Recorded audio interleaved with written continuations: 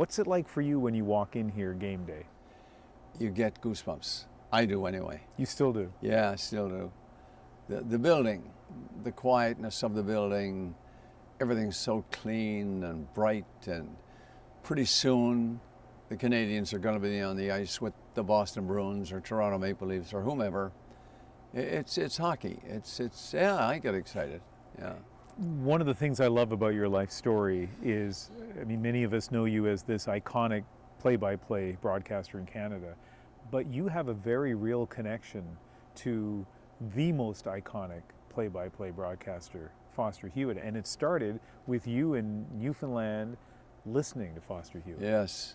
So I played a lot of sports, soccer as they call it now, and I got hurt in one game, I recall, my knee, and it got worse week after week until finally one day in January the injury occurred. I think it was October or November. And in January I couldn't walk home from school for a lunch hour. Called the doctor, I got to bed, and I was there for 5 months, pretty close to 6 months. Wow. And the radio was my everything. There was no TV at the time, and Foster Hewitt was broadcasting, of course, out of Toronto. So I made my own rink in my bedroom listening to Foster and learning his idiosyncrasies and how he brought the game alive and what he did and so on. It was heaven for me.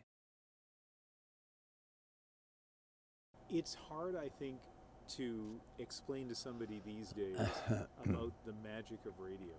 I think especially when you're so far away from Toronto, you're sitting there in St. John's. I mean, for me, it was in the Maritimes and listening to radio stations at night when you didn't have a lot of other options, and just the magic of radio. And it sounds like that really captivated you. You know, you're so right, Ian. That's beautifully said. Foster Hewitt had that magic touch.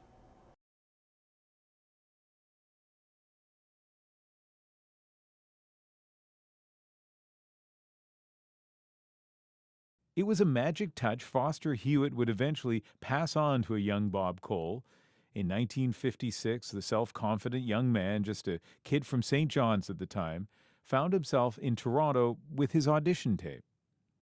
So we were coming back, two buddies and myself. We bought a car in Toronto and drove to New York and saw the Yankees and did that, and Broadway and whatever, and Sammy Davis Jr. and Mr. Wonderful, and we did great things. So on the way home through Toronto, I said, you know what?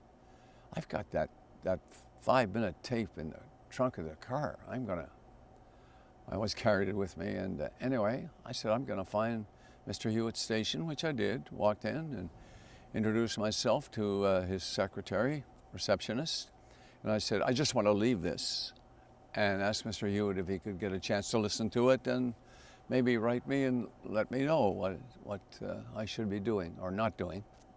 And she said, just a moment. She called, and before I had a chance to stop her, she said, Mr. Hewitt wants you to come in.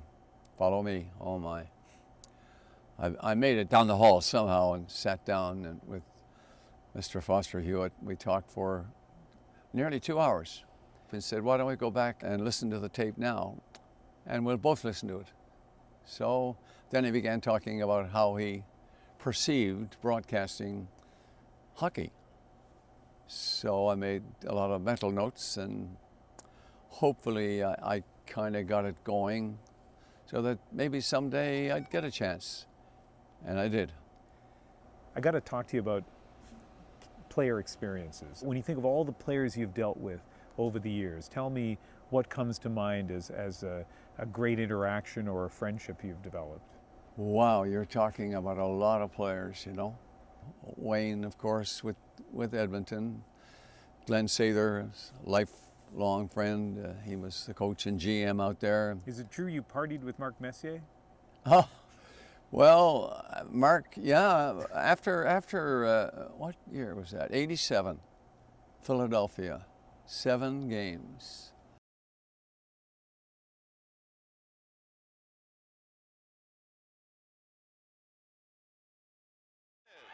Wayne, my boy.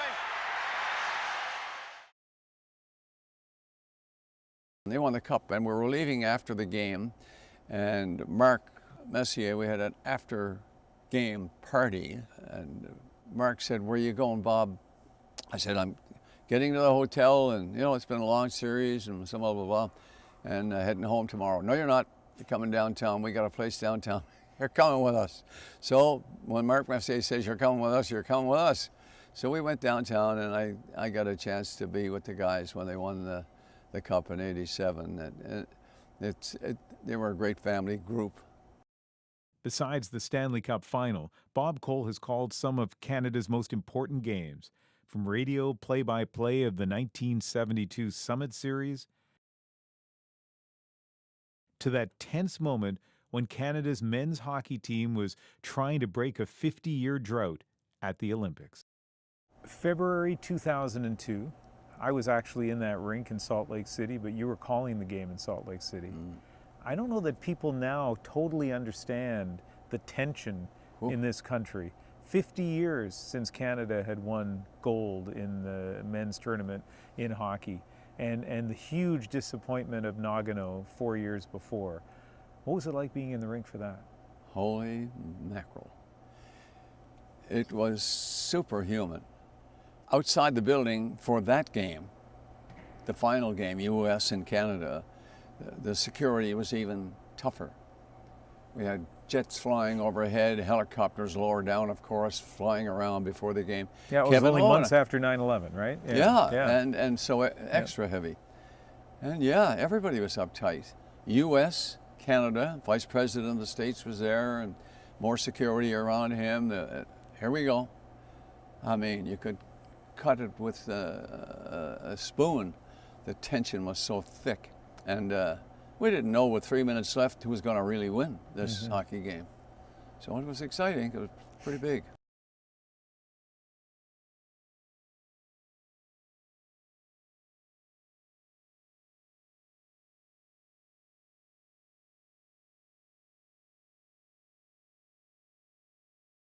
We only have 2 minutes left, so I could be like Don now and say, "What? Only 2 minutes?" What?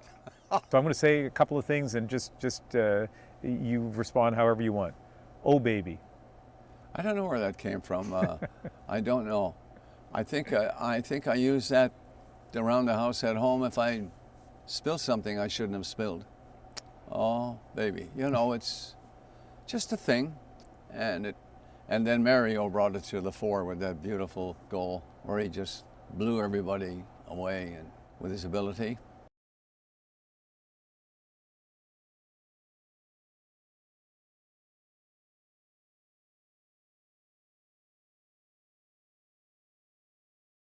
They're going home. Yeah, that was. I thought I had lost my job that day, Sunday afternoon in Philadelphia. The old Spectrum in Philadelphia was so close to the ice, you're down low. And when the players were arguing with the referee and they were leaving, they decided, and they were walking right underneath me. And we were dumbfounded. They're going home, I think. And it just happened.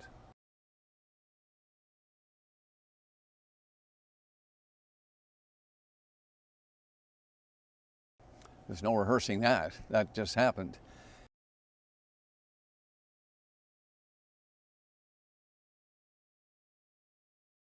Last thing, I mean, it's been a long, fantastic career. We talked about Foster Hewitt, and as I say, one of the things I love is the connection between Foster Hewitt and you, and between you and who knows who 30, 40 years from now. When we think in terms of the Bob Cole legacy, what do you hope people think about? That whoever is tuned in today is enjoying the game. And never mind me or whomever broadcasting. Enjoy the game. And I'm trying to pass the message along to the viewers that I am enjoying the game. Done my job. Well, mission accomplished. Okay, Ian. Thank you. Thank you.